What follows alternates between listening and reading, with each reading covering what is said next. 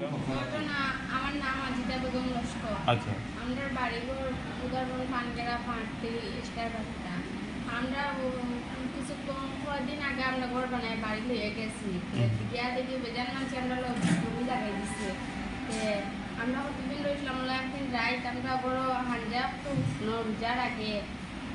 বাত আমরা পড়াশোনা করিয়া পিছিয়ে দিকে দিতা দেখি আগুন লাগতেছে বেজান বড় হইয়া আগুন লাগার চেষ্টা বড় লাগানির পরে আমরা দৌড়াইয়া বাড়িছি বেজান মানুষ আইসে আইয়া ওটা ফোন করিয়া ফায়ার টুকে আইসে আগুন নিবাইছে বাদে আমরা থানার গেছি যাওয়ার বাদে আমরা মা কেসলা খাইয়া দিছো যাওয়ার বাদে থানায় রাখছে কে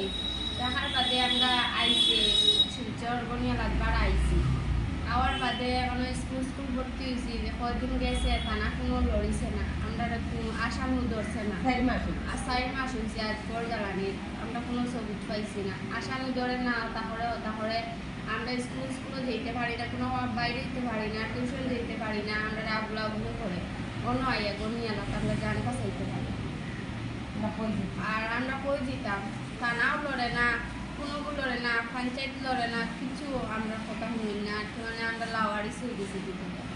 কিতার লাগে গড়টা জ্বালাই দিয়েছে স্যার আমি তো উদাহরণ থানাত কেস দিছিলাম আমার তো গড় জ্বালাইছে তারা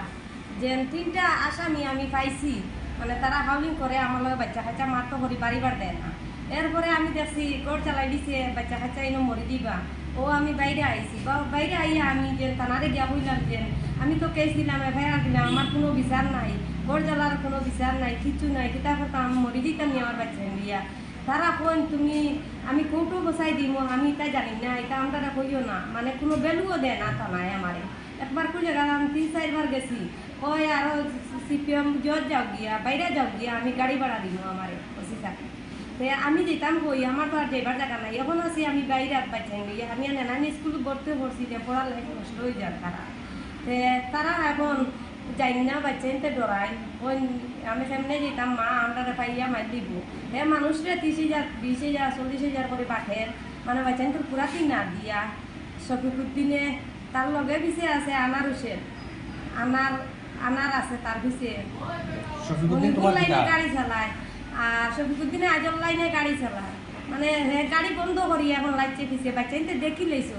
মানে টাউনও দেখিয়ে এখন 9 ও 10 ছাত্র তারা এখন পরীক্ষা চলে তারা পরীক্ষা তো দিছে